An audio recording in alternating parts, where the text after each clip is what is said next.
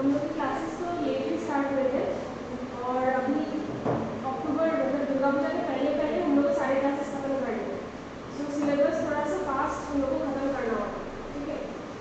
तो हम लोग जिस वीक से जा रहे थे उससे थोड़ा सा फास्ट अभी आज से क्लासेस होंगे। सो हमने पेमेंट ऑफ कमीशन पे आके लास्ट क्लास रुके थे। पेमेंट ऑफ कमीशन मतलब अंडरराइटिंग कमीशन। जब शेयर्स का इशू होता है तो इशू में अगर पूरा का पूरा शेयर्स मतलब जनरल पब्लिक नहीं ले तो उस रिस्क में क्या होता है कि बाकी शेयर्स कौन लेगा, तो उसके लिए अंडरराइटिंग एग्रीमेंट टेंडर किया जाता है।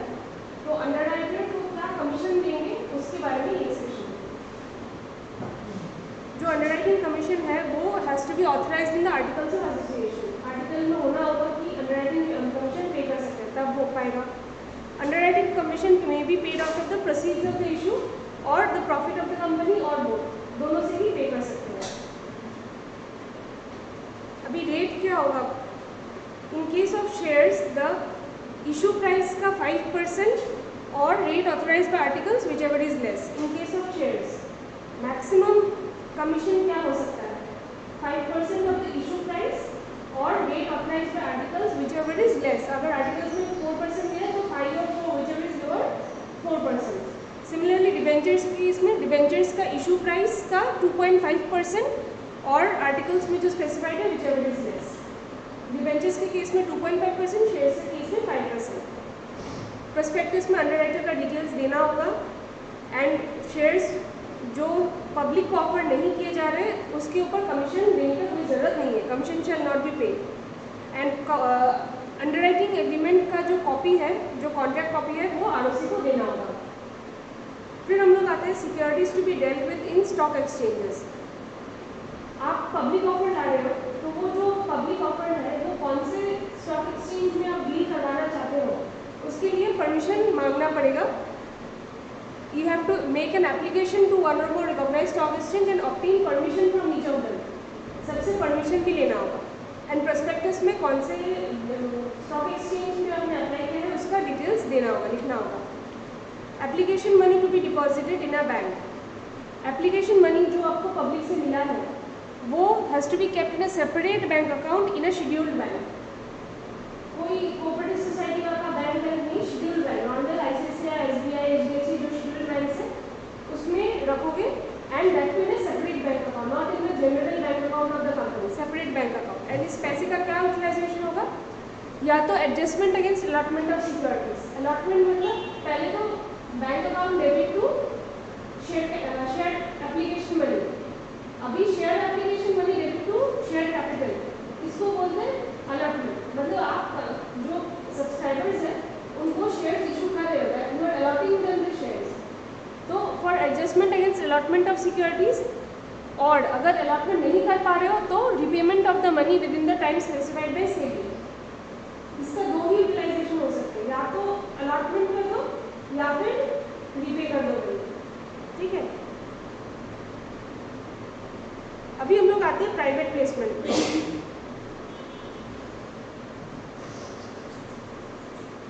प्राइवेट प्लेसमेंट मतलब आप कोई सिलेक्ट ग्रुप ऑफ पर्सन्स को दे रहे हो।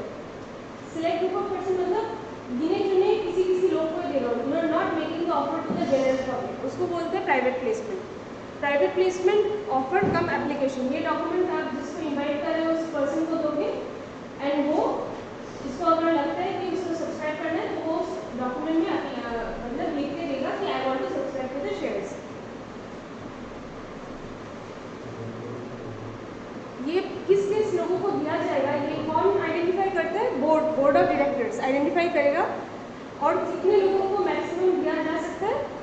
Number shall not exceed 50 or such higher number as may be prescribed. Maximum कितने लोगों को प्राइवेट प्लेसमेंट में दे सकते हो? Either 50, this is as per section, हाँ, either 50 or such higher number as may be prescribed in the rules. तो आगे हम लोग नीचे रूल्स भी देखेंगे। तो सेक्शन में दिया है 50 और हायर, अब रूल्स क्या बोलते हैं वो हम लोग देखेंगे। किस किस प्राइवेट प्लेसमेंट में किस किस को दे रहे हो ये रिकॉर्ड करोगे। Names and addresses shall be recorded by the company. अब सब्सक्रिप्शन मनी, जिसको मन है प्राइवेट प्लेसमेंट में ऑफर को एक्सेप्ट करने का, तो सब्सक्रिप्शन मनी कैसे देगा? By cheque, by demand draft और other banking channel, but not by cash. Cash से नहीं दे सकता, बाकी कोई भी बैंकिंग चैनल से दे सकता है।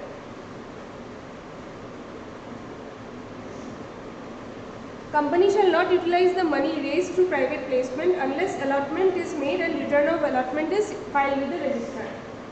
Allotment हो गया है, return of allotment ROC के पास फाइल हो गया है, उसके बाद ही जाके कंपनी पैसे को यूटिलाइज कर सकती है, उससे पहले नहीं। No fresh offer or invitation shall be made unless previous offer or invitation has been completed or has been withdrawn or abandoned. पहले जो ऑफर प्राइवेट प्लेसमेंट का किया है that has to be completed. अगर कंप्लीट नहीं हुआ तो abandoned and withdrawn, या either completed और abandoned, उसके बाद ही आप नया ऑर्डर कर सकते हो। ऐसा नहीं कि वो भी चल रही है, ये भी चल रही है, ये भी चल रहा है, ऐसे नहीं होगा। तो एक को कंप्लीट करो, उसके बाद दूसरा प्राइवेट प्लेसमेंट ला सकते हो।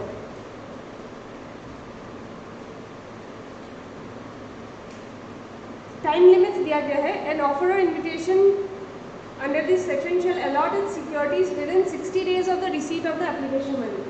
जब एप्लीकेशन मनी मिला उससे 60 डेज के अंदर अलॉटमेंट कर देना होगा। And if the company is unable to allot the securities within that period, it shall repay the application money within 15 days from the expiry of 60 days। 60 days तक का तो time है allot करने का। 60 days में allotment नहीं किया तो 15 days में रीपे कर दो। अगर 15 days में भी रीपे नहीं कर पाया तो रीपे तो करना ही होगा with interest at the rate 12% per annum. पहले 60 डेज में अलॉट करो, 60 डेज में अलॉटमेंट नहीं हो पाया तो 15 डेज में रीपे करो, 15 डेज में रीपे नहीं कर पाया तो 12% इंटरेस्ट के साथ रीपे करो।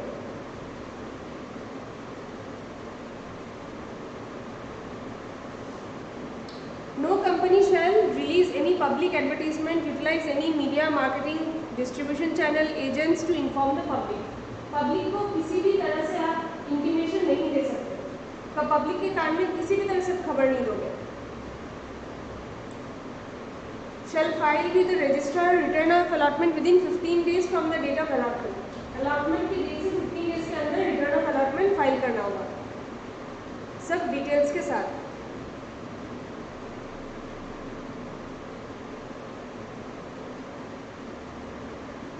यहाँ पे देखो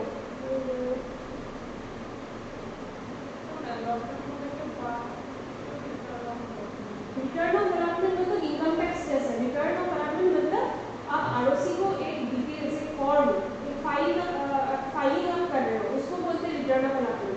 जैसे इनकम टैक्स रिटर्न बोलते हैं ना, income tax return is a file, is a document containing all details about your income. Similarly, return of allotment is a document containing all details about the allotment. उसको बोलते हैं return of allotment. तो वो ROC को file करना है। That is not कि आप अलॉटमेंट रिटर्न कर रहे हो, वो बात नहीं है। Return of allotment is a document to be filed with the ROC. यहाँ पे देखो प्राइवेट प्लेसमेंट अगर करना है तो स्पेशल रिजोल्यूशन चाहिए होगा। ये कौन बोल रहे हैं? रूल 14। रूल 14 में स्पेसिफाई किया गया है कि आपको अगर प्राइवेट प्लेसमेंट करना है तो पहले स्पेशल रिजोल्यूशन पास करना होगा। प्रोवाइडेड एक्सप्लेनेटरी स्टेटमेंट में ये सब डिटेल्स आपको देना होगा। एक्सप्लेनेटरी स्टेटमेंट पहले ही बोला गया है, जो नोटिस होता है जनरल मीटिंग का, उसके साथ एक एक्सप्लेनेशन जाता है कि जो जनरल मीटिंग में क्या क्या डिस्कस होने वाला है, तो उसका एक्सप्लेनेटरी स्टेटमेंट में आपको ये सब डिटेल्स देना होगा। फिर हमने जो पढ़ा था ना कि 50 और हायर नंबर एज में भी प्रेस्क्राइब, यहाँ पे देखो रूल 14(2) यहाँ पे दिया गया, एन ऑफर और invitation shall not be made to persons more than 200 in aggregate in a financial year. वहाँ पे क्या बोला गया था? 50 और हायर। यहाँ पे हायर नंबर क्या प्रेस्क्राइब किया गया है? 200। तो अल्टीमेटली लिमिट क्या है प्राइवेट प्लेसमेंट का? 200 in aggregate in a financial year. आप 50-50-50-50 करके 4 बार भी कर सकते हो, but aggregate it has to be 200 and in a financial year this limit is for financial year 200। ये सब आप पढ़ लेना। Complete record of private placement किस फॉर्म में होगा, प्राइवेट प्लेसमेंट का ऑफर लेटर किस फॉर्म में होगा। अभी हम लोग आते हैं शेयर कैपिटल।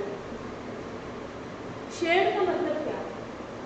शेयर क्या होता है? It is a unit of the capital. Capital को बहुत सारे टुकड़ों में अगर डिवाइड करो तो एक यूनिट, एक पार्ट को बोलते हैं, एक शेयर को बोलते हैं शेयर, एक शेयर ऑफ द कैपिटल। इसलिए बोला गया the term share is shared in the share capital of a company, means किसी पर्सन का हिस्सेदारी in the share capital of a company, that term is called as share and includes stock. Stock मतलब क्या कि बहुत सारे shares को एक साथ एक्यूमुलेट करके अगर हर देंगे तो उसको बोला जाता है स्टॉक। एक इंडिविजुअल यूनिट को बोलते हैं शेयर, और बहुत सारे यूनिट्स को एक साथ अगर मिला के बोला जाए तो उसको बोलते हैं stock. Stock shares shall be movable property transferable in the manner prescribed articles. Public company के लिए तो फ्रीली ट्रांसफरेबल है, प्राइवेट कंपनी के लिए आर्टिकल्स जैसे स्पेसिफाई करता है, आर्टिकल्स में जो रेस्ट्रिक्शंस दिया हुआ है उसको मानते हुए आप ट्रांसफर कर सकते हो। So shares are movable property, transfer हो सकता है by complying with the provisions of the article. Publication of authorised subscribe paid up capital, जहाँ पे भी official publication, business letter, letter head, bill paper, जहाँ पे भी आप ऑथराइज्ड कैपिटल मेंशन करते हो, similar font, similar size, similar position में ही आपको सब्सक्राइब कैपिटल क्या है और पेड अप कैपिटल क्या है वो भी मेंशन करना होगा। Authorised capital is the capital the company is authorised to raise.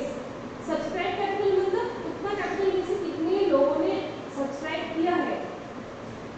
Paid up मतलब 10 रुपये का शेयर में भी सब्सक्राइब, बट उसमें से पेड अप कितना हो सकता है, 2 रुपये, 4 रुपये, 5 रुपये में भी पेड अप कैपिटल। तो ऑथराइज सबसे बड़ा, उसके बाद उससे छोटा सब्सक्राइब कैपिटल, उससे छोटा पेड अप कैपिटल। तो हो सकता है 100 करोड़ होगा किसी कंपनी का authorise capital, but paid up capital is 2 crore only. तो लोग तो सिर्फ ऑथराइज कैपिटल देखिए मतलब उसमें विश्वास कर लेंगे ना कि अरे बाप रे इसका तो इतना ज़्यादा ऑथराइज कैपिटल है।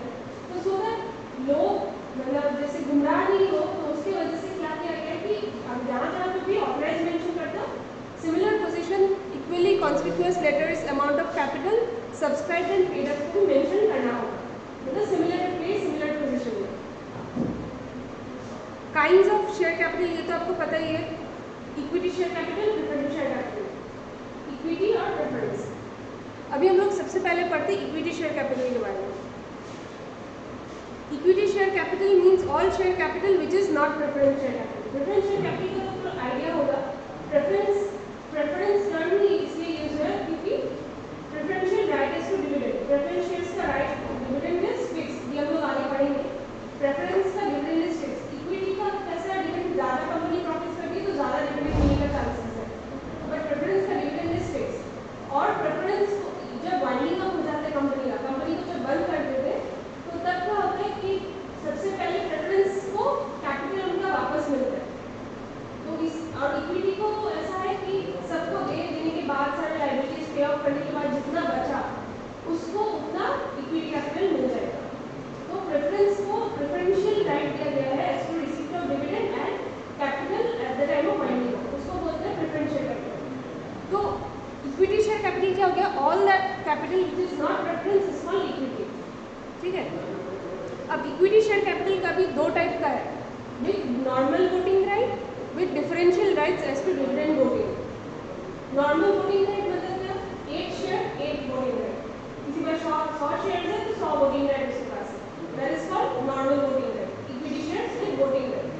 डिफरेंशियल वोटिंग राइट क्या है, डिफरेंशियल वोटिंग राइट मतलब या तो इंफीरियर हो सकता है या सुपीरियर हो सकता है। इंफीरियर कैसा, 5 शेयर खरीद लिया, बट 5 शेयर खरीदने के बाद भी एक ही वोटिंग मिला, एक ही वोट करने का राइट मिला, 1 वोट, 5 शेयर्स 1 वोट। बट अगर सुपीरियर का होगा, 1 शेयर खरीदने के बाद ही 5 वोटिंग राइट मिल गए, तो उसको बोलेंगे सुपीरियर। समझ में आया। इंफीरियर क्या हो गया कि मुझे 5 शेयर खरीदना पड़ रहा है, उसके बाद जब मुझे 1 वोट मिल गए। और सुपीरियर क्या होगा, 1 शेयर से भी मुझे 5 वोटिंग राइट मिल गए। तो ये हो गया डिफरेंशियल वोटिंग राइट। ऐसा क्यों करते हैं कंपनी, ताकि कंट्रोल किसी सिलेक्टेड ग्रुप ऑफ पीपल के पास रहे, ताकि जैसे सपोज 50% ऑफ द शेयर्स अगर कोई दूसरा कंपनी आके इसका खरीद लेता तो मैनेजमेंट डिसीजंस वो कंपनी चलाएगा, मेजॉरिटी डिसीजन उसके पास ही चलाएगा। तो कंट्रोल को मेंटेन करने के लिए डिफरेंशियल वोटिंग राइट्स इशू किए जाते हैं। अभी डिफरेंशियल वोटिंग राइट्स अगर इशू करना है तो ये सारे कंडीशंस फुलफिल करने होंगे। क्या क्या कंडीशन से आर्टिकल्स में एसोसिएशन होना होगा डिफरेंशियल वोटिंग राइट इशू करने का। आर्टिकल्स में ऑथराइज होना होगा। Issue of shares is authorise by ordinary resolution. इतना दिन हम लोग जब भी देखते थे हम लोग स्पेशल रिजोल्यूशन लेते थे, इसमें मेंशन किया गया है कि ऑर्डिनरी रिजोल्यूशन होने से हो जाएगा। Equity shares of a company are listed on a recognised stock exchange, तो फिर such issue shall be approved by postal ballot. Postal ballot से डिफरेंशियल राइट्स मतलब कि जो ऑर्डिनरी रेजोल्यूशन पास किया था ये पोस्टल बैलेट से पास करना होगा in case of a company which is listed on a recognised stock exchange. Shares with differential rights shall not exceed 26% of the total post issue paid up share capital including DVR at any point of time. मतलब क्या, capital का बात होगा तो equity shares में DBR का जितना capital है that capital divided by total capital normal plus DBR total. तो equity with DBR divided by total into 100 percentage अगर निकाले तो क्या परसेंटेज होगा, 26% से ज़्यादा नहीं हो सकता है eight any point of time. ठीक है, तो डीबीआर का percentage divided by total including DBR उसका परसेंटेज कितना से ज़्यादा नहीं हो सकता, 26 से ज़्यादा नहीं हो सकता। कंपनी के पास कॉन्सिस्टेंट ट्रैक रिकॉर्ड होना होगा डिस्ट्रीब्यूटेबल प्रॉफिट्स का फॉर द लास्ट 3 years। ऐसा नहीं कि कंपनी लॉसेस में चल रही है और इधर आप डीबीआर इशू कर रहे हो, तो 3 years का डिस्ट्रीब्यूटेबल प्रॉफिट्स का ट्रैक रिकॉर्ड होना होगा।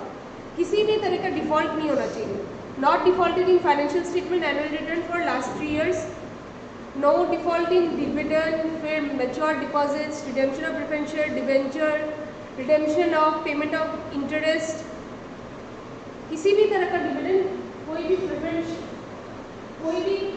शेयर का रिडेम्पशन, प्रेफरेंस शेयर का डिविडेंड, कोई भी डिबेंचर का रिडेम्पशन, डिबेंचर का इंटरेस्ट। तो ऐसे क्लब करके यहाँ पे तो बहुत कंफ्यूजिंग तरीके में लिखा हुआ है, आप लोग कॉपी में अपने क्लब कर लेते। प्रेफरेंस शेयर का रिडेम्पशन, उसका डिविडेंड, डिबेंचर्स का रिडेम्पशन, डिबेंचर्स का इंटरेस्ट।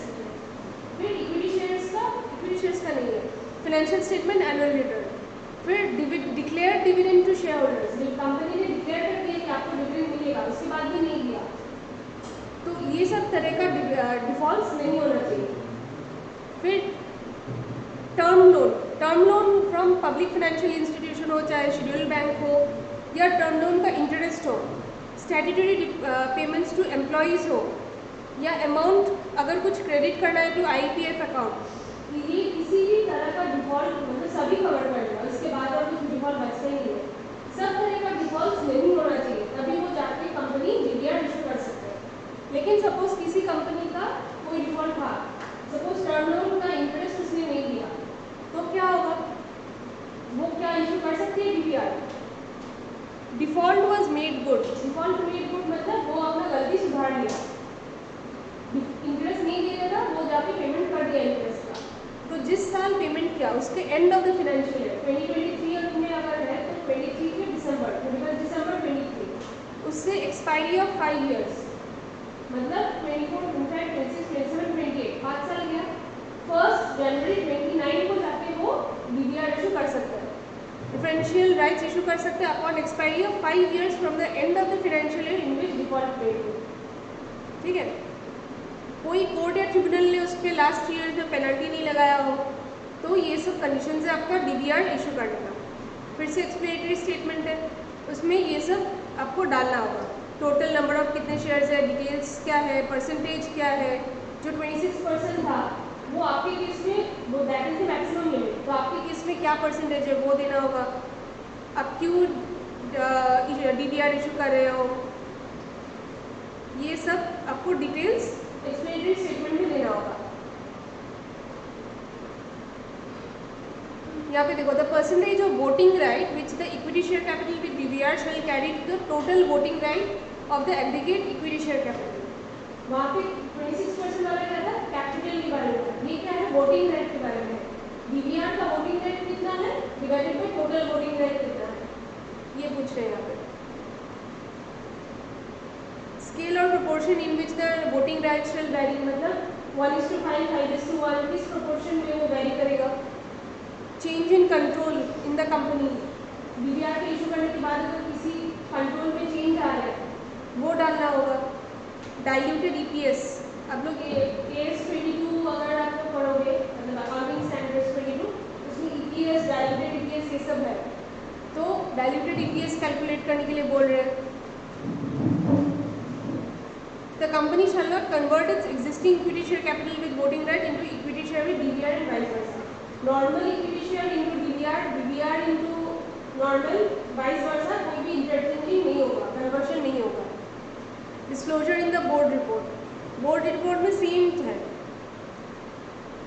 जो आपके एक्सप्लेनेटरी स्टेटमेंट में था वही यहाँ पे डिस्क्लोजर है in the board report.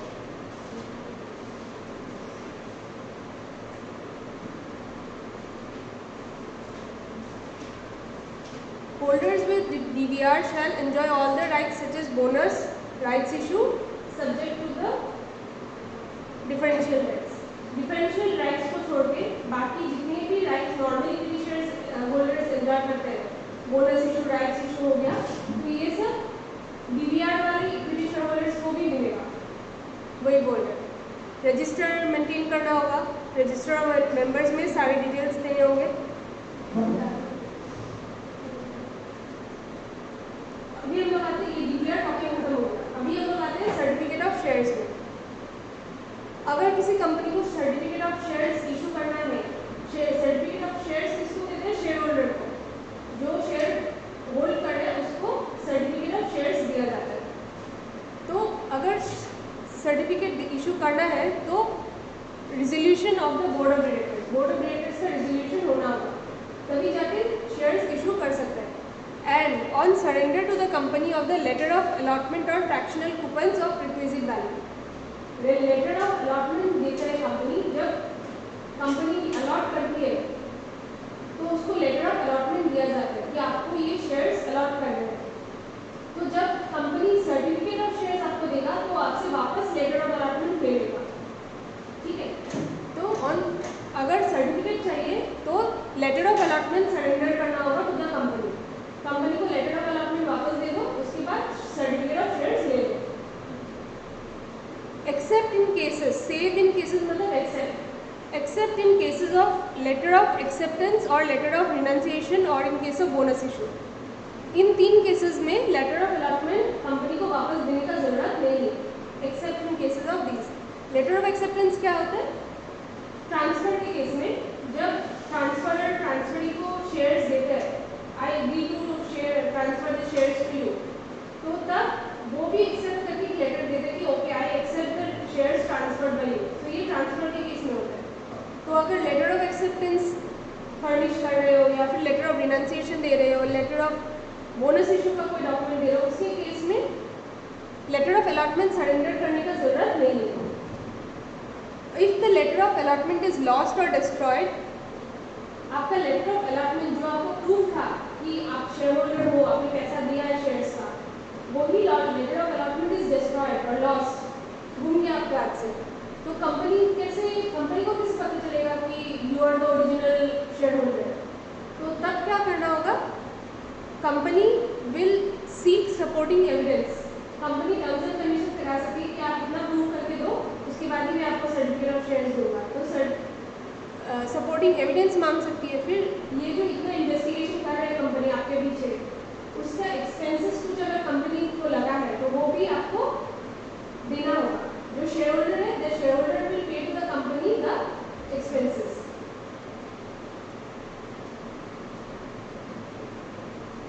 Every share in a company having share capital shall be distinguished by distinctive number.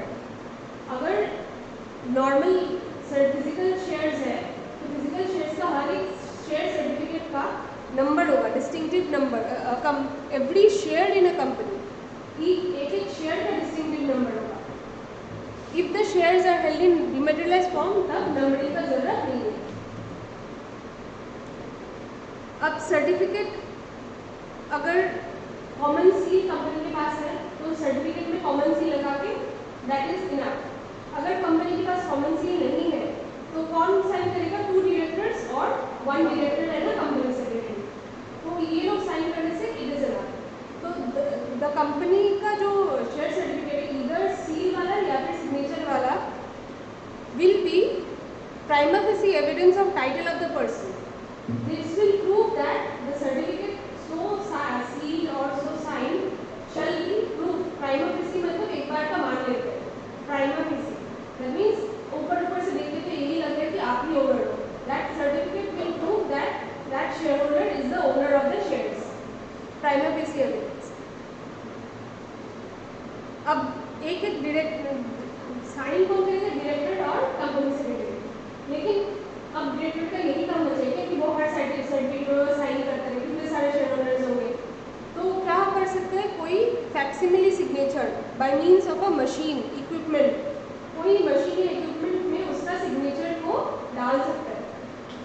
Other mechanical means भी हो सकता है but not bye means of a rubber stamp. Rubber stamp नहीं होगा कि कोई भी उठा के उसको लगा दे. दूसरा कोई मैकेनिकल मीन्स या कोई इक्विपमेंट उससे उसका सिग्नेचर उस सर्टिफिकेट पे लगाया जा सकता है. एंड ये इसका सेफ कस्टडी यानी कि जो परमिशन वो दे रहे हैं ये उसका रिस्पॉन्सिबिलिटी होगा डायरेक्टर का. उसकी रिस्पॉन्सिबिलिटी पे ही दिया जाएगा उसको परमिशन कि वो अपना सिग्नेचर लगा सकता है.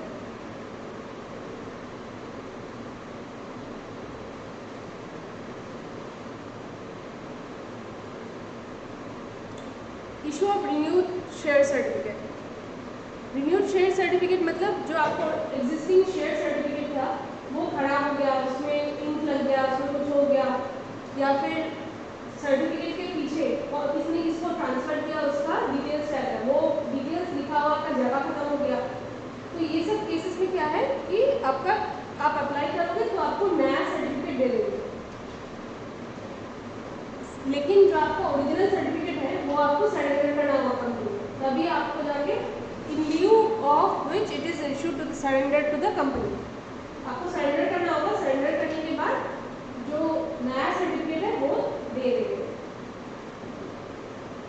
इसके लिए कंपनी फीस भी चार्ज कर सकता है 50 रुपीज़ पर सर्टिफिकेट, उससे ज़्यादा नहीं होगा.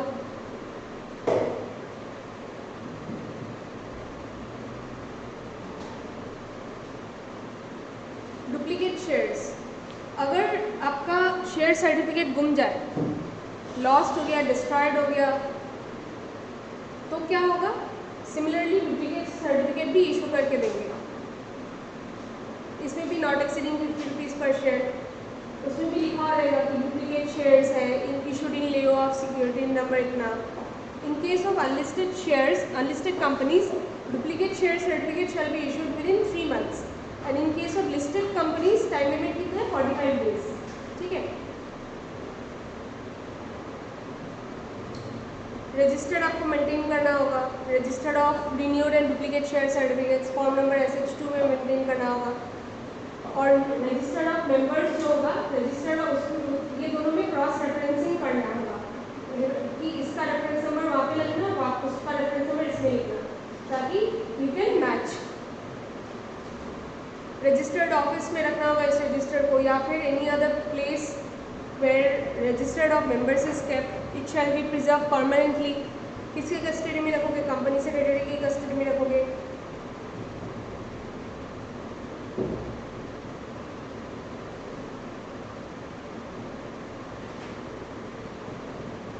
Delivery of share certificate.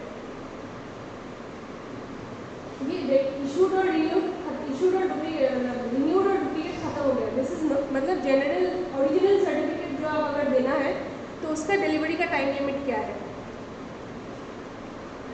Deliver the certificates of all securities within a period of 2 months from the date of incorporation in case of subscribers to the memorandum. Subscribers to the memorandum, original 7 और मोर public company, 2 और मोर private company, इन लोगों ने मिलकर जो company बनाया था, we all this people are the subscribers. वो लोग ने मेमोरेंडम में साइन किया था. तो ये जो लोग को ओरिजिनली जो कंपनी के फाउंडर्स हैं उन लोगों को कितने दिन में शेयर सर्टिफिकेट दोगे? Share certificate 2 months. 2 months कब से? डेट ऑफ इनकॉर्पोरेशन से 2 months से बेस में. 2 months from the date of allotment in case of any allotment of any of its shares. Normal share issue किया है सब्सक्राइबर्स टू द मेमोरेंडम को छोड़ के, सब्सिक्वेंटली शेयर इशू किया है तो उसके लिए time limit of delivery of certificate is 2 months from the date of allotment. Instrument of transfer और इंस्ट्रूमेंट ऑफ ट्रांसमिशन क्या होता है?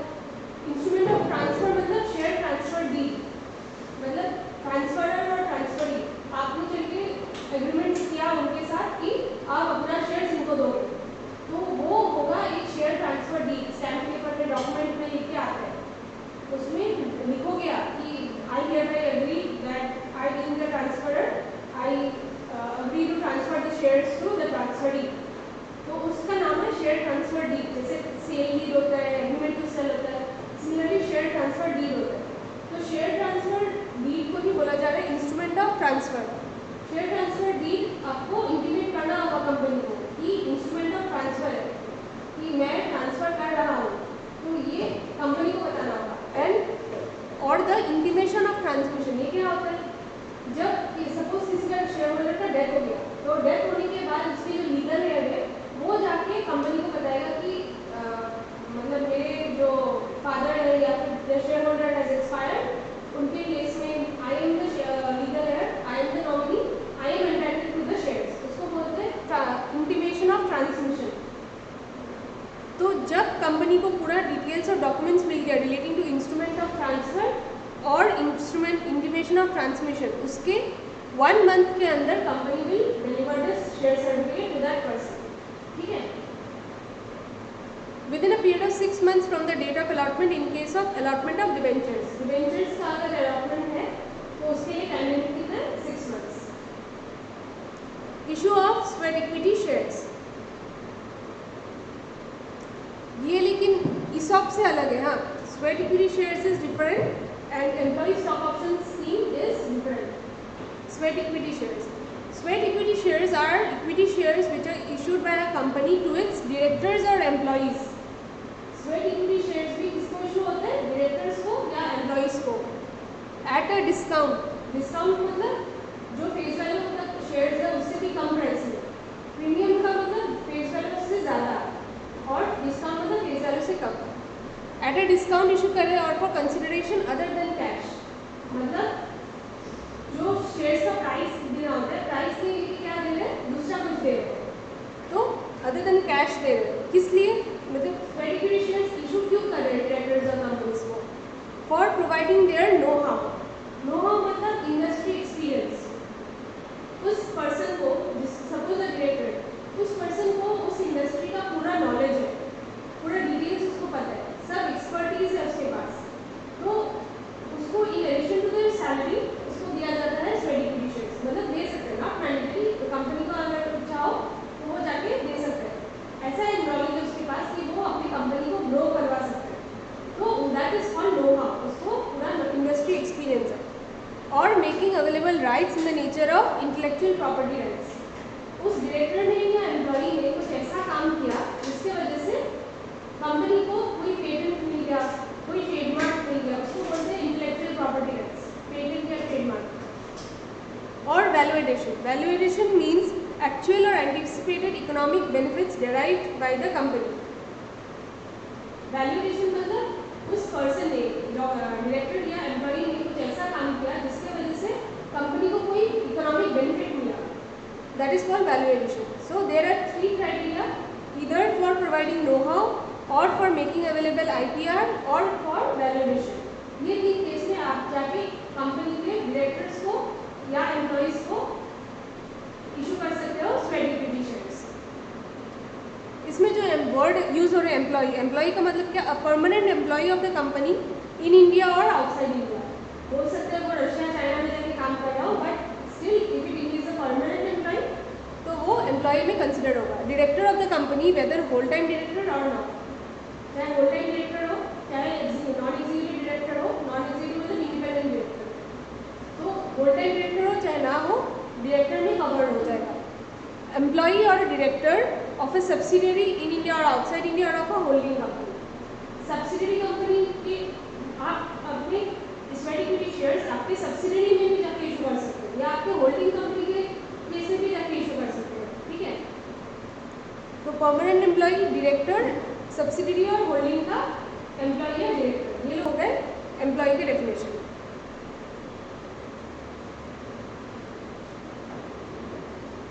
कंपनी में issue sweat equity shares of a class of shares already issued. जो existing category of shares है वो existing category of shares में ही आप स्वेट इक्विटी शेयर्स इशू करोगे if the following conditions are fulfilled. इसमें देखो special resolution has to be pass, ठीक है। रेजोल्यूशन में स्पेसिफाई करना होगा number of shares, current market price, consideration, किसको उसको दिया जा रहा है, उसका किस क्लास ऑफ एम्प्लॉयज डायरेक्टर्स को दिया जा रहा है, where the equity shares of a company are listed, तो sweat equity shares have to be issued as per SEBI guidelines के हिसाब से इशू करना होगा। अगर सेबी मतलब अगर लिस्टेड नहीं है तो companies act and the rules of the companies act that is enough. यहाँ पे भी देखो special resolution has to be passed. फिर आ जाता है एक्सप्लेनेटरी स्टेटमेंट।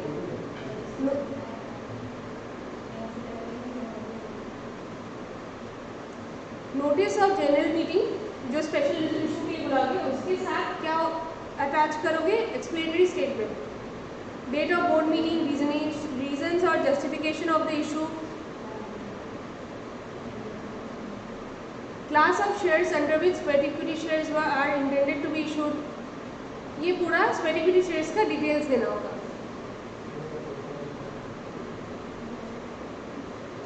यहाँ पे देखो स्पेशल रेजोल्यूशन जो आप पास करोगे that will be valid for making the allotment within a period of maximum 12 months. जो स्पेशल रेजोल्यूशन पास किया उसके एक साल 12 मंथ्स के अंदर अंदर आपको अलॉटमेंट कर देना होगा स्वेट इक्विटी शेयर्स का। So maximum validity is 12 months. The company shall not issue sweat equity shares for more than 15% of the existing paid up share capital or shares of the issue value of 5 crores whichever is higher. एक बार में आप कितना sweat equity shares issue कर सकते हो? क्या limit दिया गया है? जो पेड अप शेयर कैपिटल होगा, पेड अप कैपिटल का 15% और 5 crores का issue price whichever is higher. More shall not be more than 15% of the paid up share capital or issue price 5 crores whichever is higher. This is एक बार में आप कितना issue कर सकते हो। लेकिन the issuance of sweat equity shares shall not exceed 25% of the paid up capital at any time. मतलब पहले क्या बोला कि हर साल चाहे तो आप बार बार आप 15% या 5 crores 15% या 5 crores ऐसे इशू करते सकते हो, लेकिन maximum eight any point of time आपका 25% ऑफ पेड अप कैपिटल से ज़्यादा नहीं होगा। तो जितना मर्जी आप इशू कर लो लेकिन 25% of the paid up capital से ज़्यादा नहीं होगा eight any point of time, ठीक है। Sweat equity share shall B locked in for a period of 3 years। 3 years का लॉक इन रहेगा। लॉक इन मतलब आप किसी को ट्रांसफर नहीं कर सकते, आपके हाथ में ही लॉक रहेगा। स्टार्टअप कंपनी मतलब company which is registered with the government as a startup. वो गवर्नमेंट का एक अलग डिपार्टमेंट होता है, department of internal trade and trade promotion जैसा कुछ डिपार्टमेंट है, उसके पास जाके रजिस्टर करना होगा एज ए स्टार्टअप, तब बोला जाता है स्टार्टअप कंपनी। तो स्टार्टअप कंपनी में issue equity shares not exceeding 50% of its paid up capital up to 5 years from incorporation और रजिस्ट्रेशन। इन लोगों के केस में कितना था? नॉर्मल कंपनी के केस में 25%, बट इसके केस में स्टार्टअप के केस में कितना है? 5 साल तक उसको 50% तक का पेड अप कैपिटल का लिमिट है। बोर्ड ऑफ डायरेक्टर्स का डायरेक्टर्स रिपोर्ट में आपको डिटेल्स देना होगा क्या क्या स्वेट इक्विटी शेयर्स इशू किया है। Company shall maintain a resistor of sweat equity shares in form number SH3। Registered office में रख सकते हो या फिर दूसरे कोई प्लेस में रख सकते हो। ये देखो rights limitations restrictions provisions as per the timing applicable to equity share shall be applicable to sweat equity shares. Normal equity shares को जो भी राइट्स लिमिटेशंस रेस्ट्रिक्शंस बेनिफिट्स जो भी मिलते हैं स्वेट इक्विटी शेयर्स को भी वही मिलेगी। And such share shall rank pari passu with other equity share holders. Pari passu मतलब इक्वल रैंकिंग। इसको अगर डिविडेंड जितना मिल रहा था स्वेट इक्विटी शेयर्स को भी उतना ही डिविडेंड मिलेगा। इसको अगर वोटिंग राइट कुछ है सिमिलर वोटिंग राइट इसको भी है, इक्वल रैंकिंग। अब आते हैं हम लोग बोनस शेयर्स में। बोनस शेयर्स मतलब शेयर्स जिसके बदले में शेयर होल्डर को कुछ भी पैसा देने की जरूरत नहीं है। Bonus shares are capitalisation of profits. Capitalisation मतलब जनरल रिजर्व तो क्रेडिट साइड में होता है ना, तो general reserve debit to equity share capital, उसको बोला जाता है capitalisation of profits.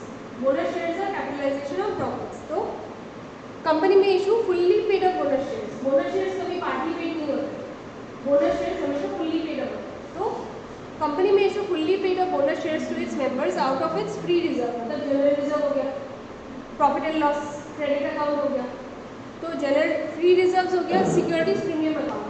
Securities premium account कैसे बनता है? अगर आपने शेयर्स इशू किया है एट अ प्रीमियम, 10 रुपये का शेयर 15 रुपये में इशू किया है, तो 5 रुपये you credit to the securities premium account, ठीक है। तो उससे जो प्रीमियम है उसी का एक्यूमुलेशन है ये सिक्योरिटीज प्रीमियम अकाउंट। और capital redemption reserve account. Capital redemption, capital को रिडीम करने का प्रेफरेंशियल कैपिटल। प्रेफरेंशियल कैपिटल को अगर रिडीम कर रहे हो तो प्रेफरेंशियल कैपिटल का जो फेस वैल्यू होता है, face value of the capital being redeem, वो face value equal to that amount एक रिजर्व में ट्रांसफर करना होता है, उसी को बोला जाता है कैपिटल रिडम्पशन रिजर्व। जितना फेस वैल्यू है ऑफ द प्रेफरेंस शेयर्स, उस फेस वैल्यू के amount equal to the amount of face value reserve में ट्रांसफर करते हैं, उसी को बोलते हैं कैपिटल रिडम्पशन रिजर्व। तो बोनस शेयर्स कहाँ से इशू हो सकते हैं? इन 3 जगह से, free reserve, securities premiums, capital redemption reserve. No bonus share shall be made by capitalising reserve created out of revaluation of assets. जो आपका रिवैल्यूएशन रिजर्व होता है, asset account debit to revaluation of reserve, उससे आप bonus share issue नहीं कर सकते, क्योंकि तब तो फिर आप जितना मर्जी एसेट को रिवैल्यू कर दोगे और उससे जितना मर्जी बोनस शेयर देते रहोगे। तो to control that, revaluation reserve से बोनस शेयर इशू नहीं होंगे। नो कंपनी शैल कैपिटलाइज और इट्स प्रॉफिट्स और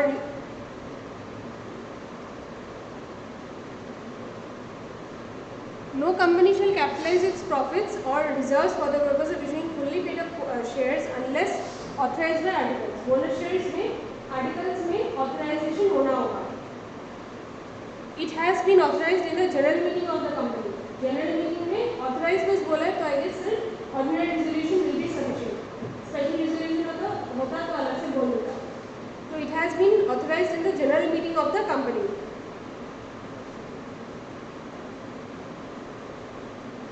No default has been made in the payment of interest or principal in respect of fixed deposits or debt securities issued by it. Company ने अगर कोई deposits लिया है या उसका कोई डिबेंचर्स है, तो उसका रिपेमेंट में या उसका इंटरेस्ट में कोई डिफॉल्ट नहीं किया है। It is not defaulted in respect of any statutory dues of the employees such as provident fund, gratuity, bonus. Employees का कोई भी ड्यूज में किसी भी तरह का डिफॉल्ट नहीं किया, तब जाके बोनस शेयर इशू कर सकते हैं। Another important condition is partly paid up shares, if any, outstanding as on the date of allotment are made fully paid up. Bonus shares issue करने से पहले कोई भी पार्टली पेड अप शेयर्स है, partly paid up मतलब 10 रुपये का shares में सिर्फ 7 रुपये ही पेड अप है, तो वो 3 रुपये पहले पेड अप करो, उसके बाद जाके आप बोनस शेयर्स इशू कर सकते हो। It complies with other conditions as prescribed in the rules. Bonus shares shall not be issued in lieu of dividend. In lieu मतलब in case of, तो डिविडेंड आपको देना था, डिविडेंड के बाद बदले में आप जाके बोनस शेयर्स इशू नहीं कर सकते, ठीक है। Company which has once announced the decision of the board recommending a bonus issue shall not subsequently withdraw the same. एक बार आपने डिक्लेयर कर दिया कि हम लोग सारे शेयरहोल्डर्स को बोनस शेयर्स देंगे, again you can not withdraw, आपको देना ही होगा। अब आते हैं हम लोग issue of employee stock option.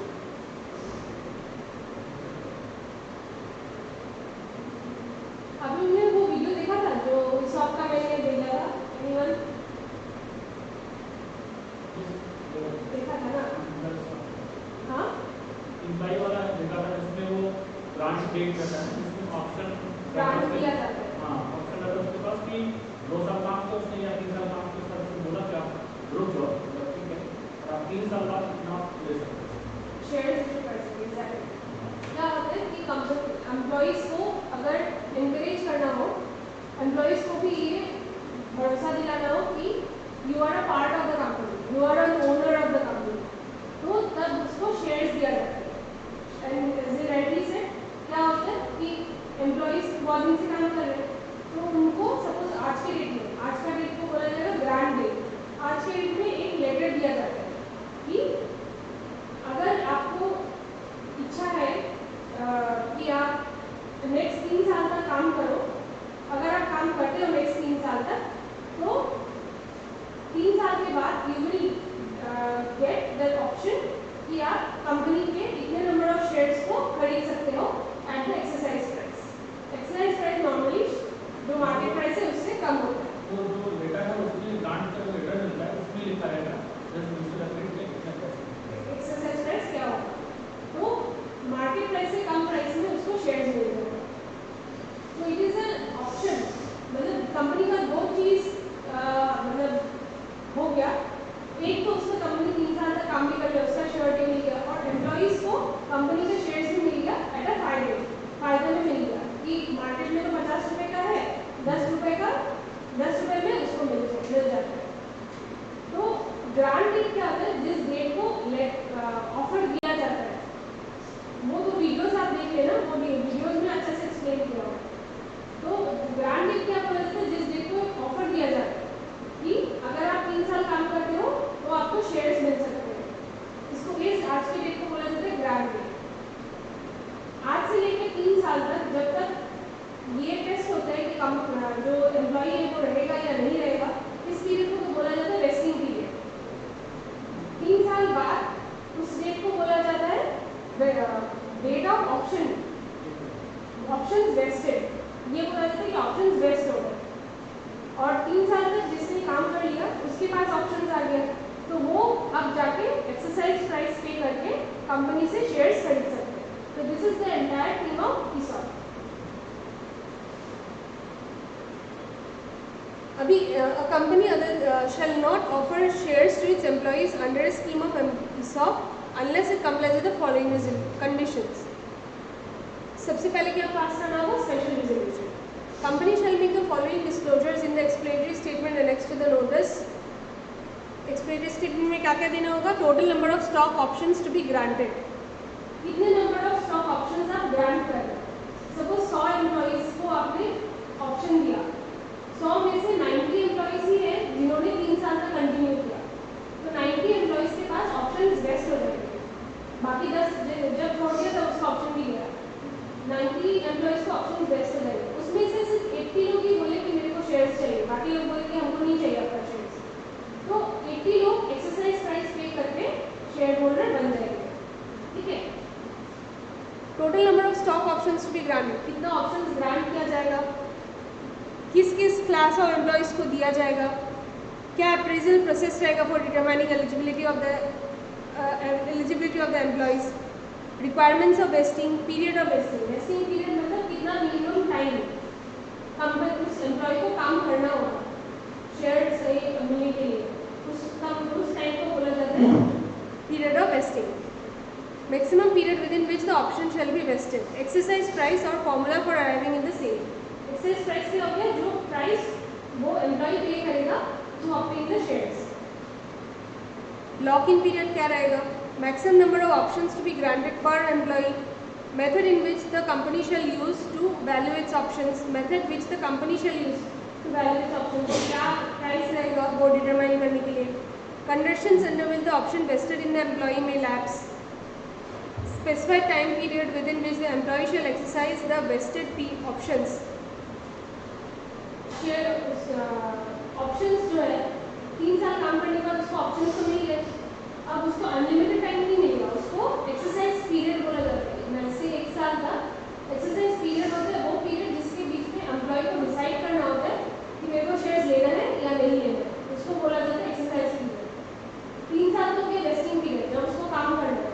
3 साल के बाद उसको से 1 साल तक का एक्सरसाइज पीरियड मिलेगा जब वो डिसाइड करेगा कि उसको लेना है या नहीं लेना है. Specified time period within which the employee shall exercise the vested option. A statement to the effect that company shall comply with the applicable accounting standards. यहाँ पे employee का जो definition है वो क्या है,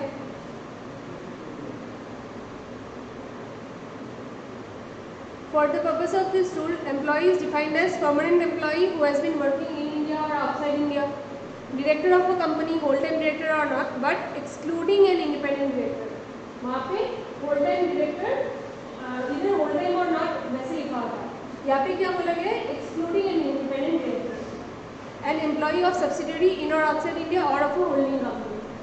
तो ऑलमोस्ट सिमिलर है डेफिनेशन, स्टैट्यूटरी शेयर्स का जो डेफिनेशन था उसका एम्प्लॉय के साथ इसका डेफिनेशन ऑलमोस्ट मैच करता है, बस इसके excluding an independent director, but does not include, नीचे और है, does not include an employee who is a promoter or a person belonging to the promoter group. An employee जो किसी भी तरह promoter से related है या खुद ही promoter है, तो वो उसको ESOP नहीं देंगे, वो employee की definition में ही नहीं आएगा. Or a director who either himself or through his relative or through any body corporate directly or indirectly holds more than 10% of the equity shares of the company. Already वो 10% hold ही कर रहा है, directly indirectly any how वो hold ही कर रहा है, उसको तो ESOP का जरूरत ही नहीं है. ESOP मीन्स किसी एम्प्लॉई को शेयर होल्डिंग देना, उसको एक ओनरशिप का फीलिंग देना, ये तो ऑलरेडी होल्ड कर ही रहे 10%, इसको देने का जरूरत नहीं है. एक्सरसाइज प्राइस, एक्सरसाइज प्राइस क्या होगा? Provides that companies granting option to its employees will have the freedom to determine the exercise price in as per the applicable accounting policies. Company के पास ये फ्रीडम है कि वो अपना एक्सरसाइज प्राइस कैसे determine करे, बस एप्लीकेबल अकाउंटिंग पॉलिसीज को ध्यान में रखते हुए करना होगा. Special resolution, approval of the share holders by way of special resolution shall be obtained by the company in case of grant of option to employees of subsidiary या holding company. Subsidiary या holding company के एम्प्लॉइज को या directors को अगर देना है तो सेपरेट रेजोल्यूशन चाहिए होगा. Grant of option to identified employees equal to or exceeding 1% of the issued capital of the company at the time of grant of option. अगर कोई आइडेंटिफाइड एम्प्लॉइज है जिसको 1% ऑफ द इशूड कैपिटल से ज़्यादा देना चाह रहे हैं तो उसके लिए स्पेशल अलग से सेपरेट रेजोल्यूशन चाहिए होगा. Grant of option to identified employees equal to or exceeding 1% of the issued capital of the company at the time of grant of option. 1% से ज़्यादा अगर है तो उसके लिए separate resolution चाहिए होगा. Company may by special resolution vary the terms of ESOP not yet exercised by the employees provided such variation is not prejudicial to the interest of the option holders. अगर आप कोई ESOP का terms को vary करना चाह रहे हो वो कर सकते हो, only and only if it is beneficial to the employees, not prejudicial मतलब बेनिफिशियल. प्रेजुडिशियल मतलब उसके इंटरेस्ट के खिलाफ जा रहे हो, नॉट प्रेजुडिशियल मतलब बेनिफिशियल. तो वैरी कर सकते हो only if such variation is not prejudicial to the interest of the option holders. Option holders मतलब employees. Notice for passing special resolution variation of the terms of the scheme shall disclose the full particulars of the variation. क्यों क्या करना चाह रहे हो वो सारा details देना होगा. There shall be a minimum period of 1 year between the grant of option and the vesting of option. Grant of option मतलब वो दिन जिस दिन आप लेटर दे रहे हो कि आप अगर काम करोगे तो आपको शेयर मिलेगा, उस दिन बोलते हैं grant of option. And wasting of option मतलब 3 साल काम कर लिया उसके बाद जो डेट आता है उसको बोलते हैं ऑप्शन वेस्ट होना. तो ये जो पीरियड है this shall be minimum 1 year. Vesting period minimum 1 year का होना होगा. इन केस में the options granted by company under the scheme, इसमें क्या लिखा हुआ है कि सपोज कंपनी ए है, कंपनी बी है. कंपनी बी ने ESOP लाया था, कंपनी बी के एम्प्लॉई कोई है जो 1 साल तक वेस्टिंग पीरियड में कोई 1 साल तक काम कर लिया है. अब हो गया कंपनी बी का कंपनी ए में मर्जर, एक्यूमुलेट होकर दोनों एक कंपनी बन गए, एमलगेशन एक कंपनी बन गए. तो इस कंपनी में भी लाया ESOP और इसमें क्या अपना कंडीशन डाला कि 3 साल इसमें काम करना होगा. तो अब ये जो एम्प्लॉई 1 साल यहाँ पे काम कर चुका है इसको क्या फिर से फ्रेश 3 साल काम करना होगा? Answer is no. जितना इसमें काम कर लिया वो एडजस्ट हो जाएगा. यहाँ पे देखो shall be adjusted against the minimum vesting period. Amalgamation के केस में एडजस्ट हो जाएगा. Company shall have the freedom to specify the lock in period for the shares. Lock in period क्या रहेगा एम्प्लॉई स्टॉक ऑप्शन स्कीम का, वो specify company at its freedom कर सकती है. Other aspects, the employee shall not have the right to receive any dividend or vote in any manner till the shares are issued on exercise of option. Equity shares का सारा benefits तभी मिलेगा जब वो exercise price पे करके share holder बन जाते हैं। उससे पहले वो सिर्फ ऑप्शन होल्डर है, बीइंग एन ऑप्शन होल्डर उसको कोई बेनिफिट नहीं मिलेगा। जब वो एक्सरसाइज प्राइस पे करके शेयर होल्डर बन जाता है तब जाके उसको बेनिफिट्स मिलेगा। ठीक है। The amount if any payable by the employees at the time of grant of option, grant of option के टाइम पे अगर कोई अमाउंट पेबल है, that amount may be forfeited. Forfeited मतलब कंपनी ले लेना और वापस रिटर्न नहीं करेगा। forfeit मतलब हड़प लेना। कंपनी ले लिया वापस, मतलब कंपनी एक बार जो ले लिया वो वापस नहीं लेगा। तो may be forfeited by the company if the option is not exercised by the employees within the exercise period. exercise period, vesting period के बाद जो period उसको डिसाइड करने के लिए दिया जाता है, that is the exercise period. exercise period में उसने डिसाइड नहीं किया तो जो पैसा उसने ग्रांट ऑफ ऑप्शन के टाइम पे लिया होगा, if any, that will be forfeited by the company, और the amount may be refunded to the employees if the options are not vested due to non fulfilment of conditions. कोई ESOP का conditions है वो fulfil नहीं हुआ, उसके वजह से अगर ऑप्शंस वेस्ट नहीं हो रहे हैं तो that amount may be refunded also. तो अगर एक्सरसाइज नहीं किया तो फोरफिट हो जाएगा, अगर कंडीशंस मीट नहीं हुआ तो एम्प्लॉइज को रिफंड कर दिया जाएगा।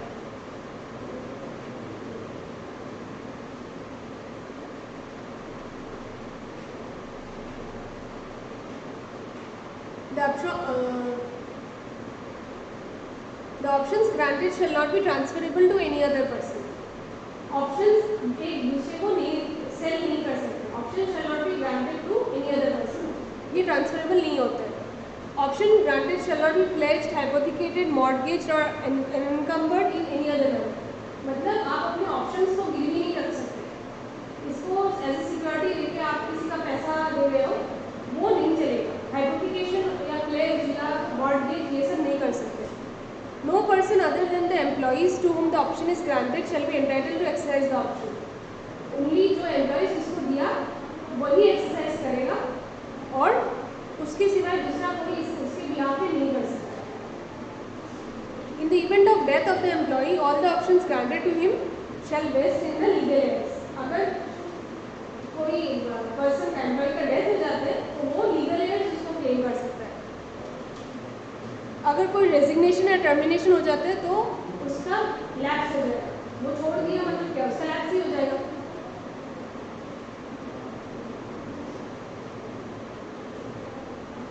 डिस्क्लोजर, बोर्ड ऑफ डायरेक्टर्स अपनी रिपोर्ट में क्या क्या डिस्क्लोज करेंगे। ऑप्शंस ग्रांटेड, 100 एम्प्लॉइज को ग्रांट किया था। ऑप्शंस वेस्टेड, 90 एम्प्लॉइज ने कंप्लीट किया 3 साल का टर्म। ऑप्शंस एक्सरसाइज, उसमें से 80 लोगों ने एक्सरसाइज प्राइस पे करके एग्री किया कि हम शेयर्स खरीदेंगे। सो ये टर्म्स आपको समझना होगा। Total number of shares arising as a result of exercise of option, shares कितना हुआ, ऑप्शन तो है बट उसका कन्वर्टिंग शेयर्स कितना हुआ। ऑप्शंस लैप्स, कितने लैप्स हुए, एक्सरसाइज प्राइस क्या है, कुछ वेरिएशन इन टर्म्स हुआ क्या, पैसा कितना मिला, एक्सरसाइज प्राइस अगर 10 है तो 10 के हिसाब से कितना प्राइस रियलाइज हुआ। Total number of options in force, employee wise details किस किस को कितना दिया। रजिस्टर, ये एम्प्लॉय स्टॉक ऑप्शंस का रजिस्टर मेंटेन करना होगा, उसमें सारा डिटेल्स लिखना होगा। अगर इक्विटी शेयर्स लिस्टेड है तो सेबी के रेगुलेशंस भी फॉलो करने होंगे। In addition to all the SEBI के रेगुलेशंस भी फॉलो करने होंगे। ये यहाँ होता है आपका ESOP खत्म। और voting rights of equity share holders, equity share holders का वोटिंग राइट्स क्या होता है, shall have a right to vote on every resolution placed before the company. जो भी कंपनी के जो भी स्पेशल रेजोल्यूशन, ऑर्डिनरी रेजोल्यूशन जो कुछ भी होता है सब में इक्विटी शेयर होल्डर्स को वोट करने का राइट है। His voting right on a poll, poll मतलब एक मैकेनिज्म, एक टाइप ऑफ डिसीजन मेकिंग होता है। शो ऑफ हैंड्स की डिसीजन मेकिंग है, पोल करवाना चाहते हैं that is also decision making. You will study what is poll. तो पोल में उसका वोटिंग राइट क्या रहेगा, shall be in proportion to his share in the paid up capital. मतलब अगर उसका पेड अप कैपिटल में जितना शेयर है उतना ही उसका प्रोपोर्शनेट वोटिंग राइट होगा इन द पोल। ठीक है। अभी नेक्स्ट है voting rights of preference holders, ये हम लोग आज देख रहे हैं नेक्स्ट क्लास। हम लोग वोटिंग राइट से प्रेफरेंस शेयर होल्डर से फाइंड